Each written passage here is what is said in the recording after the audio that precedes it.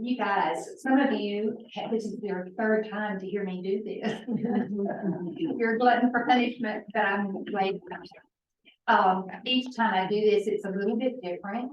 I started out preparing for a presentation to be okay and had like 12 pages. And then I pared it down to like 9 and then 8. And for you guys, you're in luck, it's only 4 pages. I just have so much I want to share and give you the opportunity to share also. This is going to be interactive. It's not just me telling you what you should and shouldn't do. This group is no stranger to grief. We are all at the age where we've experienced grief and loss. Grandparents, parents, husbands, some of us have lost children. The huge amount of grief represented in this room and loss. As Mike said, it's not just loss of people we love through death, but it's also loss of other things, other aspects. Can you think of what might create loss for you, Susan? Well, I have one that I'm going through right now because I'm selling a house. I've sold a house that I love, that I've been in for 25 years. So it's very personal to me, and I'm moving. And so as I go through and clean out and have to decide what to take and what not to take, there is some sadness and some grief in that. Absolutely, absolutely. Sadly.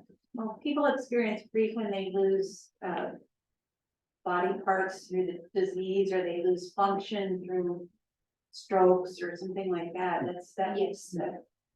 The grieving process. That's a huge loss, not just of the body, that function, but of who I am. Aging. We all are going through some loss, mind you.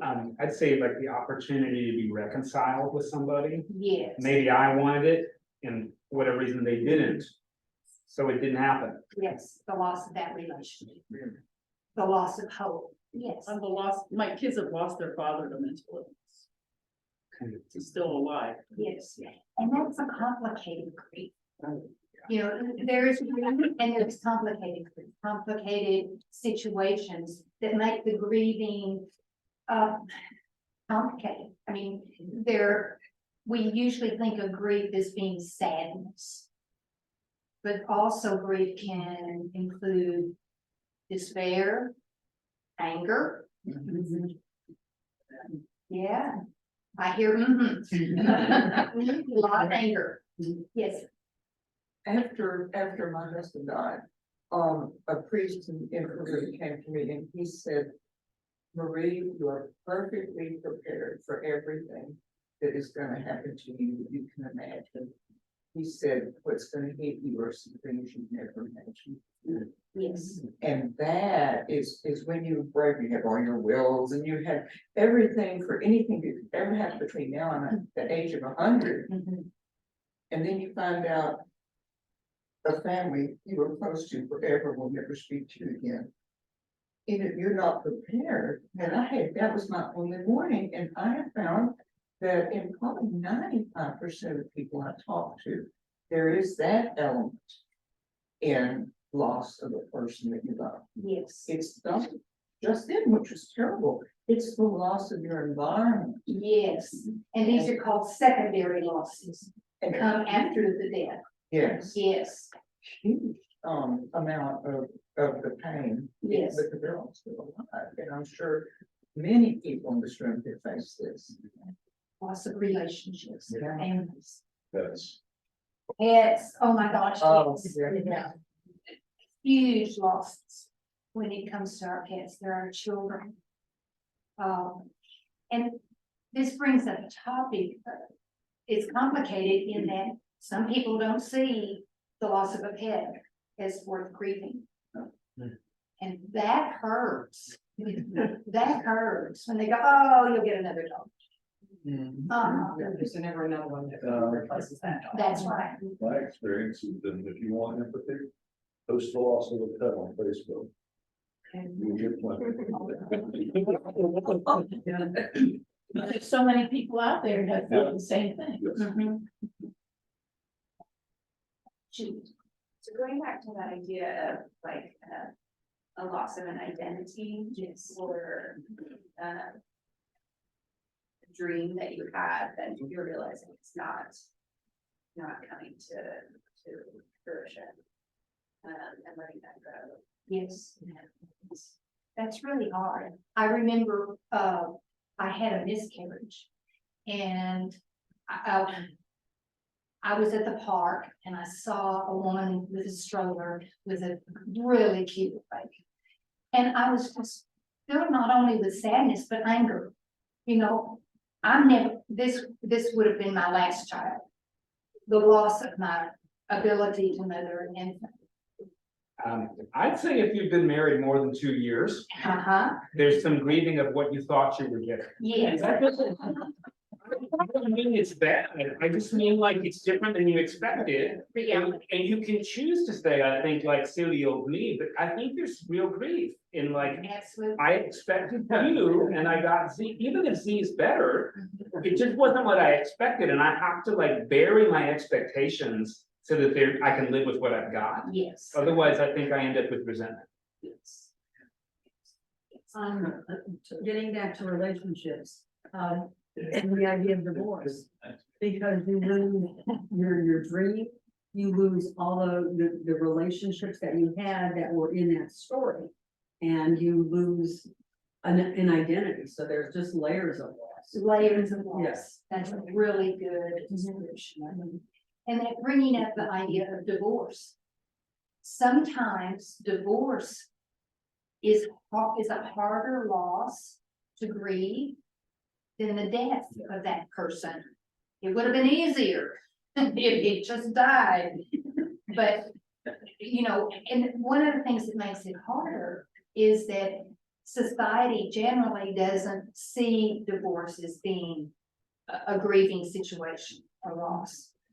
And I know some of you have experienced this. I have a lot of grief about theology that raised me. It was so secure and so confident and so wrong. But burying it is really hard because it puts me in this liminal space of like, so now what? I'd rather stand there than where I was, and yet there's also this grief that, hey, this is not as easy as I thought it was going to be. Right. And for me, anger goes along with that. You hear it in my own story. I mean, I already revealed anger, right? Why did you teach me this thing? That Yes. it's not right. Yes, and how there was a long time that I left the church as an entity because of that anger, and that anger got in the way of my being able to worship God in a meaningful way.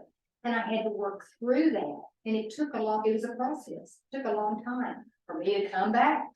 I'm so glad to be back, and so glad I started saying to have let go of that anger, to have let go of much of that. So it will occasionally come out. When I was a teenager, my father signed me up for junior achievement. If any of you guys know what that is. And I was living in an all-white neighborhood in the suburbs of Columbus, Ohio. And I had to get on a bus and go downtown Columbus. And they pulled in kids from all over the city, and we had segregated high school. So it was the first time in my life that I met Black students. And I didn't have any prejudice because I'd never come in contact with them. And there were two boys in my company that were just hysterical. They were funny, and I just enjoyed their company. And so at the end of the year, I wanted to have a party and invite my company to come. Now, my mother knew that there were two Black boys in our group. And she said no. And I said, why? And she says, because what would the neighbors say? Okay, so I experienced a loss in what I thought my mother was. I said, Mom, you're prejudiced. And she said, yes, I am. I have been all my life and I'm too old to change now. Yeah.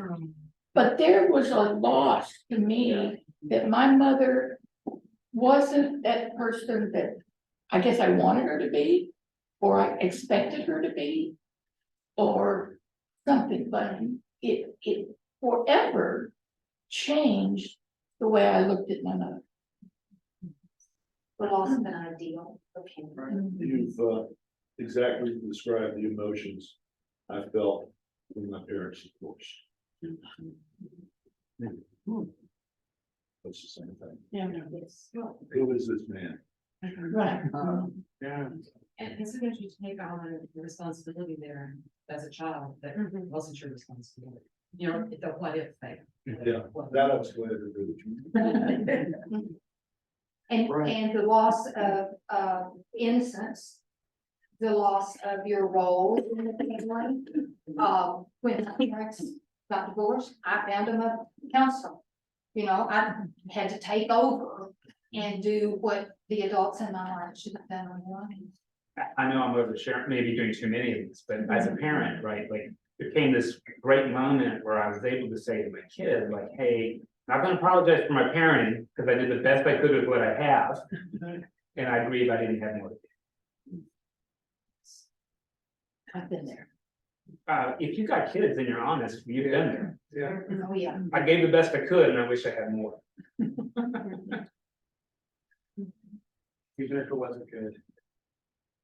Yeah, you did the best you could. But there's grief, Absolutely. right? Not that I wasn't enough, or that I didn't try. I just grieved that I didn't have more to give, right? I mean, to me, that's authentic grief. Definitely. We've talked about different kinds of grief. Things that cause us loss, therefore grief. We all grieve in different ways. Someone this morning told me that they're here because they deal with grief like this. Their husband's not here because he doesn't deal with it like this. I think a lot of us have had experiences with people who grieve differently than we do. There are basically two ways of grieving, and a third kind that blends the two. One is intense emotion, very out there, wailing, loud, grieving. And then there's the other more quiet, withdrawn, thought, more inward. Instead of emotional, it's more cognitive. And then there's gradients all through that. And then there's a blending of the two. Think about you. Think about people in your life. How do you grieve compared to other people in your life? Now, first of all, let me tell you, there is no right way to grieve. Your way is right. Their way is right. It's right for you, it's right for them. So there's no judgment here at all, not at all. Have you had the experience of maybe family that grieves differently than you? Maybe spouse? Quite often this is a major issue. Welcome. This is a major issue in a lot of marriages, especially with the loss of a child. Divorce is very prominent in the loss of a child because it's so intense, so horrendous, and both people are grieving different. If both people are grieving differently, then you're alone with your grief. You don't have any support. And there's anger that comes up. You don't even care that he's gone. You know, or how could you just upheave our whole life with your grief? So, different ways of grieving. Any experiences of family members that don't understand how you grieve? Or what's been hard for you? People grieve. I had a friend, I was grieving a divorce, and I'm a talker. And so I need to talk out my emotions and my feelings.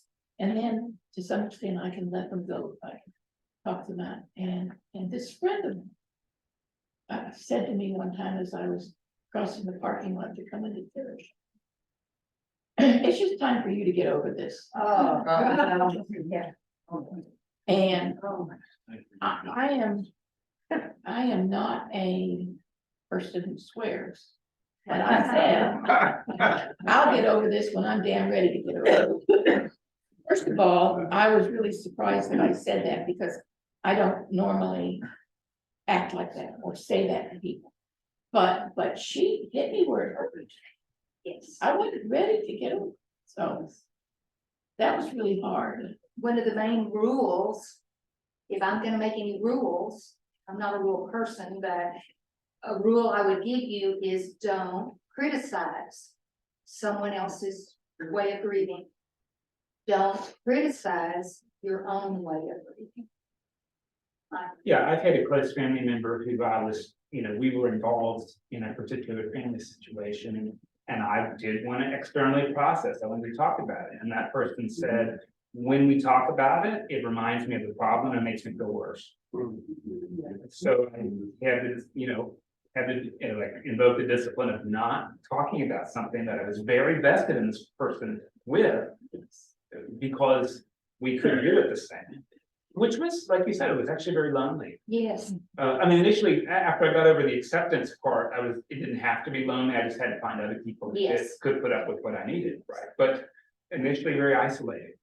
And that's one of the keys to our own grieving, is finding someone who is comfortable listening to you, who is a good listener. That means they listen and don't talk much. They listen and they accept what you're feeling. John? I was just thinking before you said that. Do not, it's uncomfortable. Because you want to help. Yes. And I think the worst thing you can do, kind of like is just offer what you've always heard, what people say, just not really meaningful because you want to fill a space. Listening is the most important thing you can do, and stop yourself from responding, because a lot of people just need to be heard, because everybody's offering ridiculous statements about just get over it or whatever suits the moment. But just listen. That might be in the sermon today, by the way. And I've heard it. I've heard it. What are some of the not helpful statements people have made? I know what you're feeling. I know what you're feeling. No, you don't. You may have an idea about what they're going through because of something similar, but no, you don't. That's right. I'm just gonna say, my mother died 12 years ago. And my little group of friends that I was with were upset that I did not post it on Facebook and I did not call each of them individually. And a couple of them didn't speak to me for months afterwards. And I felt that I was grieving inappropriately, and totally changed our relationship. I'm so sorry that was something, and I can see it still. Yeah. One of the things that people told me, and I'm upset, which grief is, there was different forms of grief, is have you turned it over? And that is a difficult thing to do. And I think if you think you have done so, you've prayed about this, you want to examine your feelings, but it isn't turned over. And so this just says, basically, you have failed. Yes, it's criticism. Yeah, I don't think they mean it that way, No, but it's criticism. yes. It's fine. This is gonna sound really weird, but like, when people say, I'm so sorry, and then they go to hug you, I didn't want that. And I'm not actually sorry, it's just complicated, right? So Yes. sometimes I find in a moment of grief, especially over a person who's died, when somebody comes to comfort me, I actually have to take care of them. Because they're bothered and they want me to say it's okay, or they want me to say like this thing that will like resolve the tension that they've reintroduced, right? I don't know if that makes sense. And they want me to comfort them with a hug. They think they're comforting me. That is not it, because they didn't ask. They come up like this, which is not comforting. You know, I had somebody that I was talking to about a difficult situation say to me, and I thought this was very good way to answer it. Is there something that you want me to do? Yes. Right. Okay, and I said, no, I just want you to listen. Yeah. You know, and that, but I thought the way they handled that was excellent. What else has been good or bad? Oh, so something that people should never do.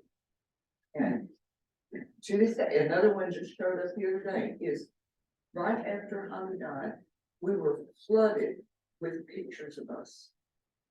Oh, I found this picture, and the worst one was a month before he died. We were at the beach house, we were all playing guitars and singing. And they sent this to me, and I thought, oh my gosh, there I was, there he was. And we're singing the long and winding road. And, you know, don't send people pictures and especially videos of somebody who has just died. You know, this is not helpful. And I ran into something just the other day like that. Some of those pop up, don't do that. You think it's gonna be good, it's terrible.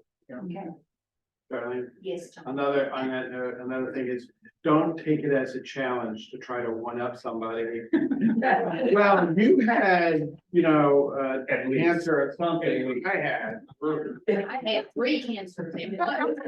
It's not a competition.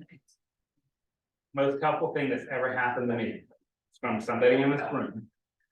When my father died, they said, hey, if this, and I'm rolling the words, right? Overly so. Is there something you might enjoy?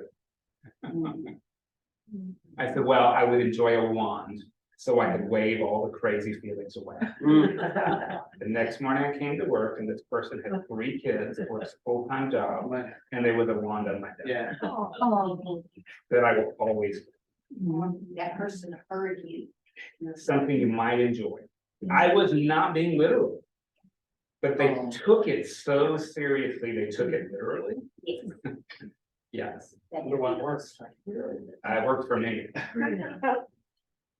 Darlene, when you grieve though, you need to be careful of how you impact those around you, particularly your children. Yes.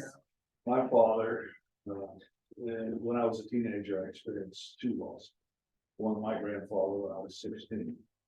And one of my dad's best friends, who lived across the street from us, when I was 19. I was walking down the street with my dad the night after his funeral. And I said, Dad, how are you doing? That means. And I needed a lesson in how to grieve and how to handle things, and I got no answer. Until maybe 40, 50 years later. And my dad was angry.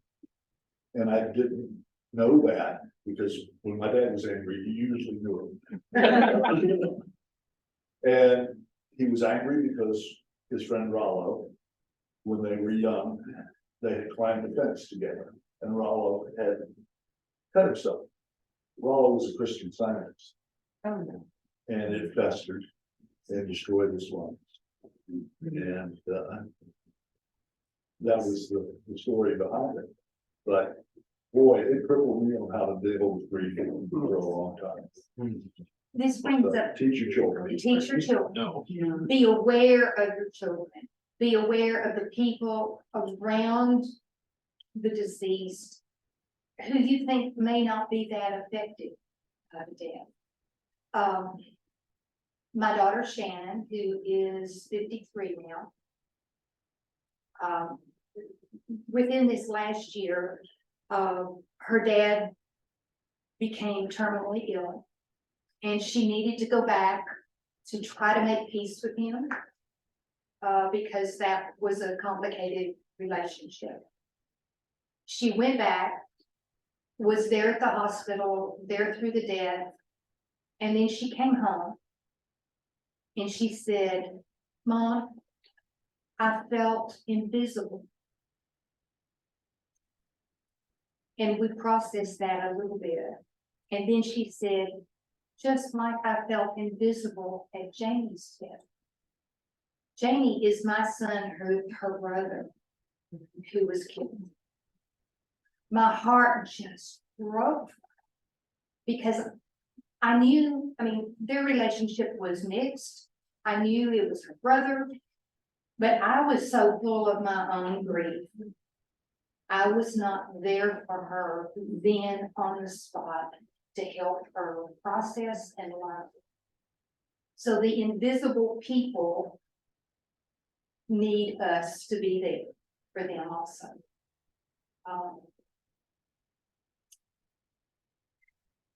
This is hard. This is really hard. Well, there's nothing harder than losing your child. Yes, It's my biggest fear. I've yes. never had the experience and I've watched others, but. Yeah, so it's tough to watch out for others when you're going through your Yes. life's biggest fear. Thank you for helping me not be quite so beat up on myself. But you're right, it is very difficult. I mentioned earlier, it's oftentimes prompts a divorce if a child dies and you grieve differently. Right? Well, I was just gonna say, one of this really helpful there, that Israeli psychologist Esther Perel, I don't know if you know her, she talks about that, specifically marriage, and she said we've made this really big mistake in thinking one person can meet every single one of our needs. It's not possible, and it's gonna set us up to fail. Like, this is why I think we need to be more honest about our grief and community, because I can't always do it for my kids, which is why we got a community, hopefully, so we can work that out together, right? Yes. And if we don't have a community, then it's all on me, which is an impossible task for me and my kids. The divorce that happened in my situation with the death of my son, my husband got very, very angry because everyone was paying attention to me and not to him. He was not the father, he was a stepfather. He wasn't really that emotionally invested in Jamie. But there we go, I'm a statistic. And I should be able to fix that. But I can't. I'm just like everybody else. We were talking about what is helpful and what is not helpful to say and do. The most important thing you have to give someone when you're helping them grieve is your peaceful presence. You don't have to say anything. You can just be there. That's much more important than anything you have to say. If there's a rule, again, another rule would be, and this is just according to Darlene. If you are grieving yourself, talk more. If you are helping someone else grieve, talk less. Talking is a way that we heal. Grieving is a way that we heal. The feelings that we have, there's feelings, there's behaviors, there's thoughts that we have that happen during grief, and those experiences help move us from shock and denial into the reality of life without this person. So here is my title, Good Grief. Grief is good. It helps us move forward. It motivates us to talk. It motivates us to reach out.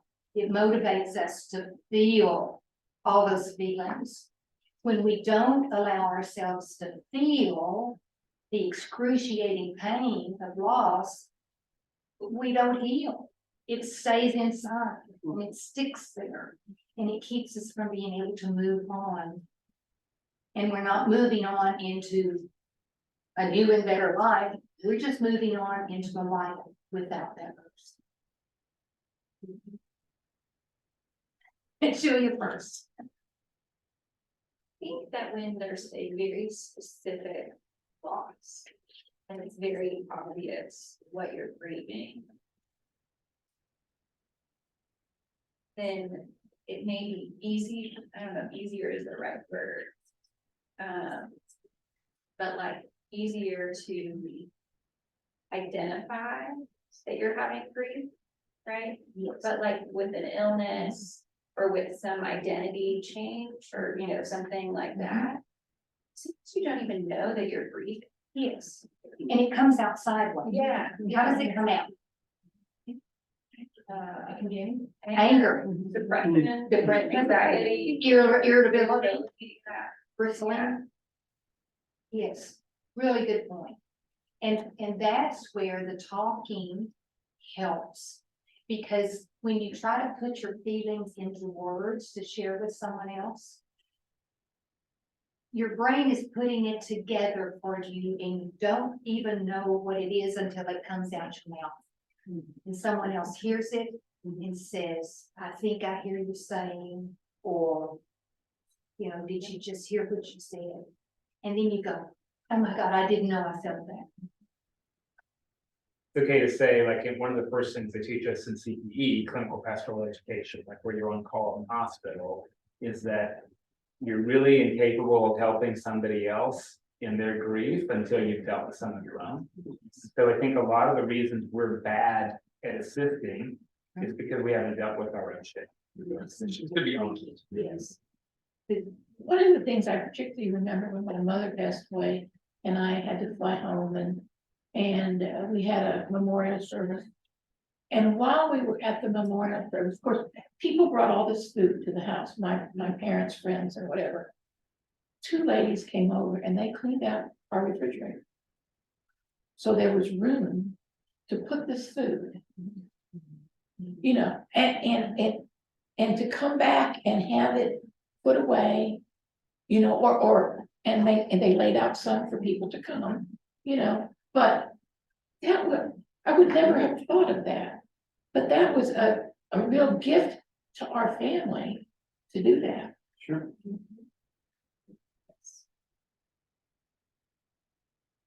I think in talking about how we deal with grief, wrong ways and right ways, the Episcopal celebration of life to me is a absolutely wonderful thing. It's not a thing of grief.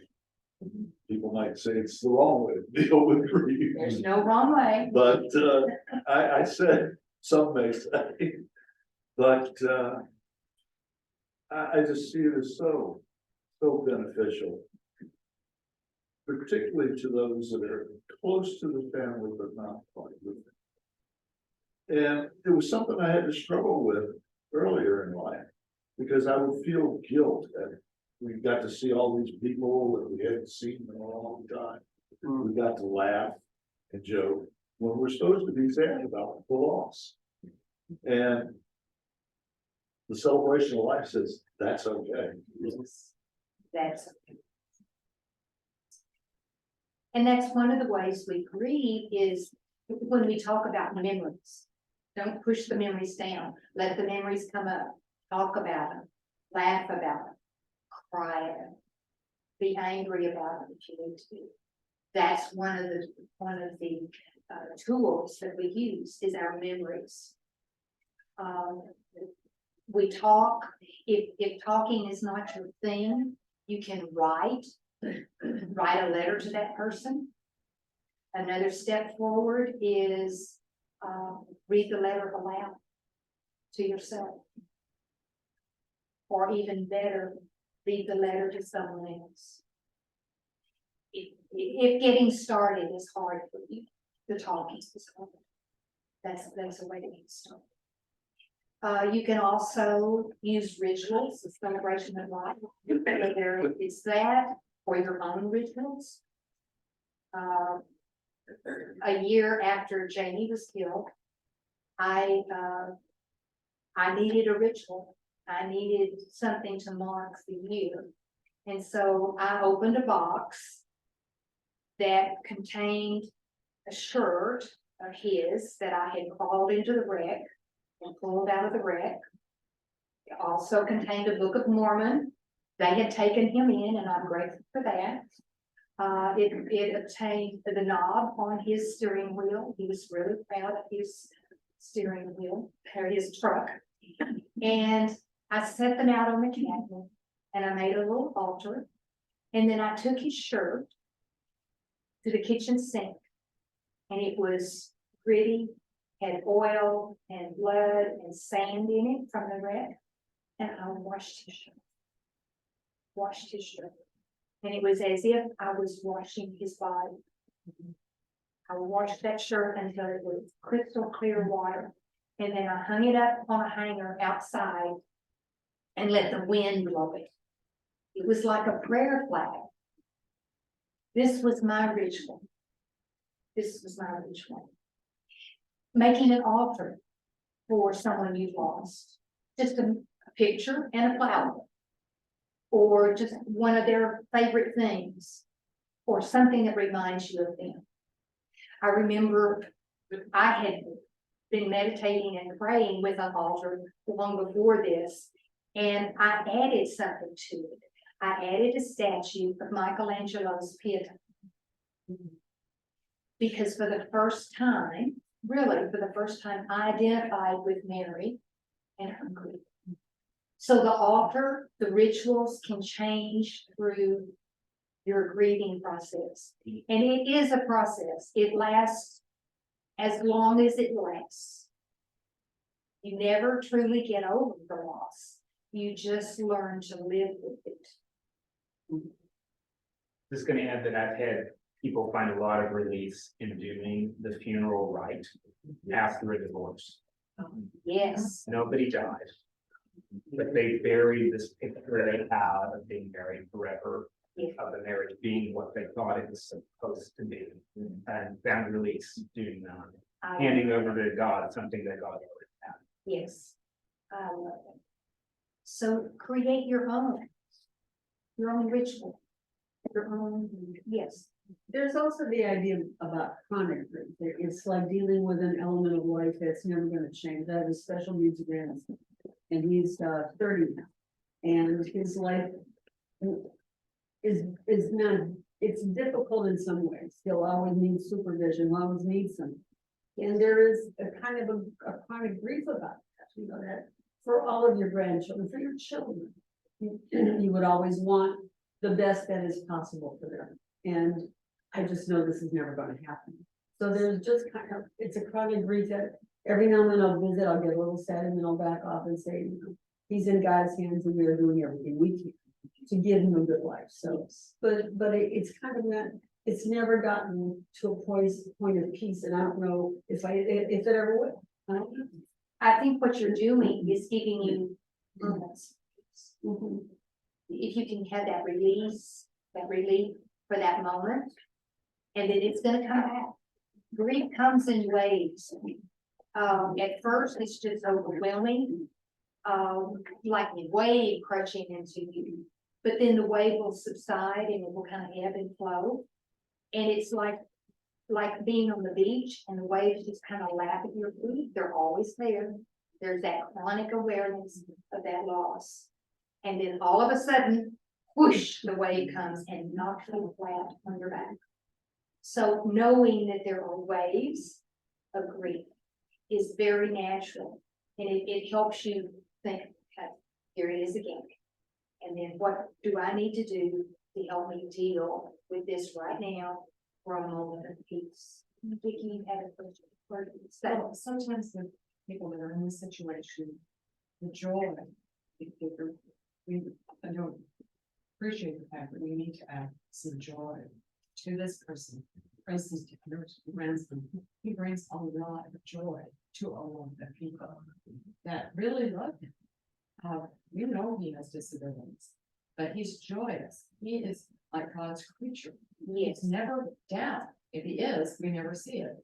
And you say to yourself, why is Brenda having one of those days? How can I be this kind of person when this person is so joyous? So it's very. So looking for the a little bit of positive in this chronic loss, the loss of who you could have been. Yes. So, you were talking about the waves. Yes. And I'm sort of laughing that I read library books, anyway, and about all this, because I like to read about these things. And some of them, they call that the vortex, Yes. and it's like that hole, and you're sucked into that hole, you can't figure out how to get out of it. Yes. It's like that, it's like a wave, but with an undertow. Yes. And, Yes. yeah. If grief affects us mentally and our feelings, physically, it affects us relationally. I don't know about you, but in the throes of grief, I don't think very well. There's confusion, there's a sense of non-reality. I don't make good decisions. I remember with Jamie, my mom called me one night and said, "Darlene, how are you doing?" I said, "Okay." And she said, "What are you doing?" And I said, "Sorting buttons." And I had this jar of my grandmother's buttons that she had saved over the years. And I have a fairly good brain. But at this point, all my brain could do was sort buttons. I sorted them by color, I sorted them by size, and then I sorted them graduation of size. I mean, that was the extent of my brain capacity, and that's okay. Because you had control on that situation. Absolutely, absolutely.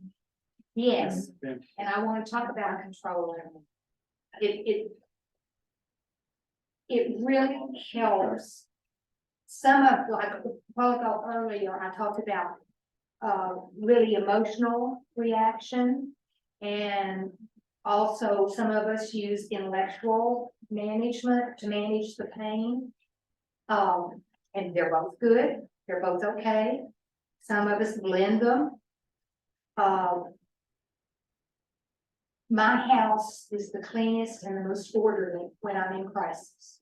I mean, everything on the pantry or my forks are all in line. Gives me a sense of control somewhere in my life where there is no control.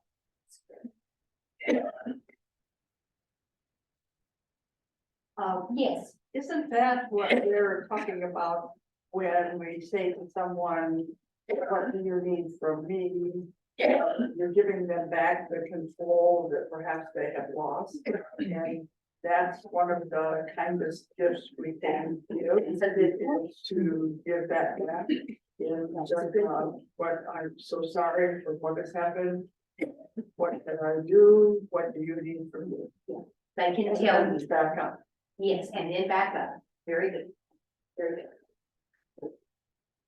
When people ask how you're doing, I think that is just the hardest thing in the world. Somebody says, "How are you doing?" And my answer was, "I didn't die today." And they didn't ask after that. And I would come into church and how are you doing? How are you doing? How are you doing? I didn't die. I walked in today and I'm like this. What do you expect? You know. Answer. So there's. You said there is no wrong way to grieve. But there are things that most people will tell you don't do immediately after a loss. Take Take a a year. year. No big decisions. No big decisions. How do you deal with close friends that are clearly out of line with that? You How do listen, you help them? yeah, you listen to them. I would say things like, help me understand what your thinking is on this. I'm not, bring me up to date. I don't know how you got here. And hopefully they will think it through and they will hear it more when it comes out of their mouth, Mike. But I would also say, as a clergy person, I meet people who are like in a 3,000 square foot home and their spouse has just died and they say, "I can't sell it for a year." And my answer is, you can sell your house whenever you want. Right, and so prescribing this 1-year rule on somebody is the opposite of what I think you're inviting us to do. You're giving them directions. You're giving them direction. Right. And I'm wondering if you might speak to the Kubler-Ross stages, because a lot of us, I think, have falsely internalized that there is this progression of denial and bargaining and despair, right, which was not what she said, but Right. I don't know if that's a thing, because I think sometimes when we think we've got grief down and we put it under people. If you can't do anything for a year, oh, you're in the denial stage, bargaining will be next. Yeah. Right. She did not mean that it comes in this order. She just observed these experiences that people had. And she, above all people, was accepted of the dying process. And we read her stuff and think we're supposed to do it this way. And if I'm stuck here, I should be down here. That's criticism of ourselves or a loved one. So that just kind of helps us know that these things might happen. These things might happen. In thinking about people I know that have died, you know, sometimes people die suddenly, and sometimes it's a long, maybe multi-year thing. They're sick and you're dealing with this, you know they're gonna die. Yes. So that there's different kinds of grief in that respect. Absolutely. Absolutely. And that makes it complicated, the complicated grief. Complicated in that what kind of feelings might come up with someone for an extended illness? I felt some relief from my mother. Okay, And then. Yes. yes, yes, that's typical. Relief for yourself, them, when they finally die. And then we think, I didn't say that, I can't say that to anybody. But it's perfectly normal to feel relief. And it's normal to feel guilty, but then you talk to yourself. And say, To modern. baby. Then you either talk to yourself or get somebody else to tell you. Excuse me. It is perfectly normal. One thing that I've learned is we shouldn't hold people who are grieving responsible for having done something wrong. I mean, we keep saying, this is okay. But what if somebody was short or they didn't meet your expectation of a grieving, whatever? You can't hold that against them. They were doing the very best they could do. Yes. Even if they never behaved like that to you before. I thought I knew that person, but then they were just awful to me. You know, okay, maybe kind of some slack. Yeah. Because people grieving they're just. They're out of it. Trying to avoid dying. Okay, and so, yeah, like some people might want to be hugged. And then other people don't understand why they don't want to be hugged or whatever. Whatever, but there's so many, for us, is watching people grieving. And that's. But how do you move forward? I know I've read so many books before. I've found one, and I'm trying to remember the name of it, that talked about moving on. Moving on is a process. We do it a little better. And then we fall back. Just accepting that it's gonna be a forward and back movement. Some of the things I mentioned, talking, writing your feelings. One thing that is kind of neglected is action, movement. Have you heard the phrase, fake it till you make it? Okay. So that AA saying. If you act as if Your body moves forward, then your mind and feelings will follow. Act as if you feel okay, go to church, do it, get up and move, get out and be with people, whether you feel like it or not. So you move, action. Another thing is with your thoughts, don't focus on the symptoms, focus on other pleasurable things. Acknowledge the symptoms, acknowledge I feel terrible, but I'll feel better if I get with these people. So you focus on pleasurable things, you move toward pleasurable things, and then you feel a little better for a while, and then the wave will hit you again, but the waves will be fewer and further apart. And eventually, it'll be mostly laughing and an occasional wave. So it's moving forward. Also, changing the narrative in your head. You feel so consumed with grief. That's who you are, a grieving person, a grieving parent, a grieving wife. That's not who you are. It's a part of you. You are a person who is grieving, but it's only a part of you. You were this person before, you're this person afterwards. This is just a segment of your life. You need to define it as this is chapter 3, pages 4, 5, and 6 of my life. There will be other chapters, other events that add to who you are. You're always going to be grieving, but you're also a vibrant, active, nice person.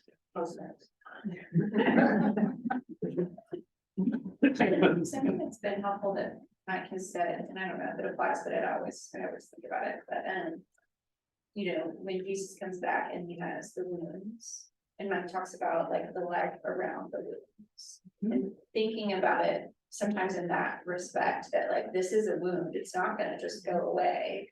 There's still life around those. Yes, I like that. Life around the wounds.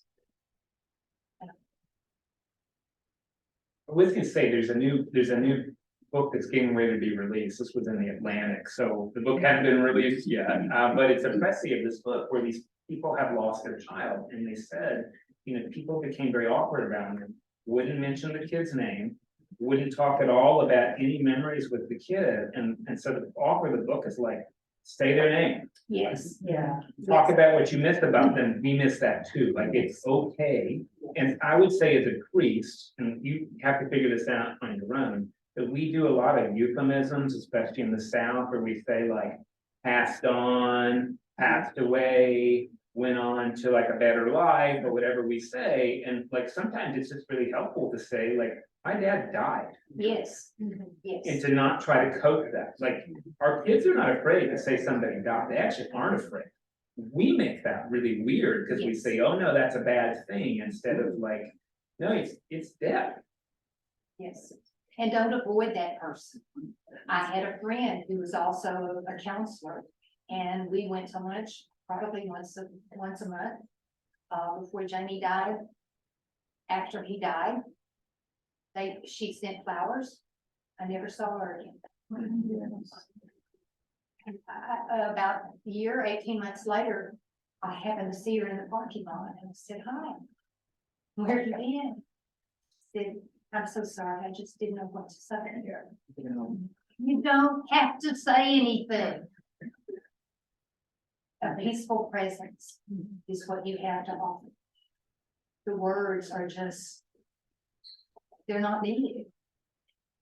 If you think you just have to say something, I'm gonna give you a handout of things to say and things not to say. I heard you. Well, guys, engineers especially, want to solve problems. Yes, And yes, it is so hard to just sit and listen. yes, it is. And I keep looking for solutions. The friend closest to us that lost her husband, about 2 years ago, Came out of it, you know, just going strong. She's very socially active, very affiliated with a number of groups, some of them service, whatever. And she was in some leadership positions, and she just chugged on and chugged on and chugged on. And a few months later, it hit, and it hit hard. I mean, true clinical depression. Yeah. Irrational thinking. She was very wealthy, but couldn't afford to fix these small things. Couldn't handle fixing small things. And it's been tough to watch. I mean, very tough to watch. We can help some, but sure would like to be able to figure out how to do more. How to help her through it. And we appreciate you guys who try to fix everything that does. However, we need you to just listen. So maybe two thoughts, right? There's the Einstein quote that says, if you give me a problem, I'm gonna spend 90% of my time on the problem before I spend 10% of my time on the solution. So that's helpful. That's from an engineer. Yeah. 90% on the problem before we solve it. And the other thing I found really helpful that I said before, and it just bears repeating, is a lot of times when there's a loss, job opportunity, loved one, they're inundated with cards immediately. And then 3 months later, when they're through all of the form filling out, and there's people are in a state of numbness with Social Security, clearing deeds, clearing titles, just planning a funeral. Like I just gonna get that done, but it's not even cathartic for them. And 3 months later, nobody's talking about this anymore. But that's when it starts to become real for the person, because the first 3 months is inundated with paperwork, right? So a thing we can always do is set in our calendar, 3 months, 6 months, send a card. I'm still thinking of you, period, dot. Just still thinking of it. Few people did that after my dad died, after my dog died. Life-giving. I mean, truly life-giving to get that little note, right? Yeah. Still thinking of you. I remember after Molly died. I'm sorry, Molly is my daughter. Was my daughter. Everybody should know my daughter's name. I look at the ashes of a moment sitting on my fire. Oh, I have Molly's ashes too, yes. One of the nicest things that one of my women friends said was, Darlene, if you want to share Molly's stories, I'm here to listen. Oh, it's nice. That was really nice. Really nice. Yeah. And we're about out of time. I think maybe we are out of time. This has been wonderful. Yeah. And thank you for sharing yourselves with me and with each other. I think that's the most important thing that came out of this was the sharing. And the handouts. And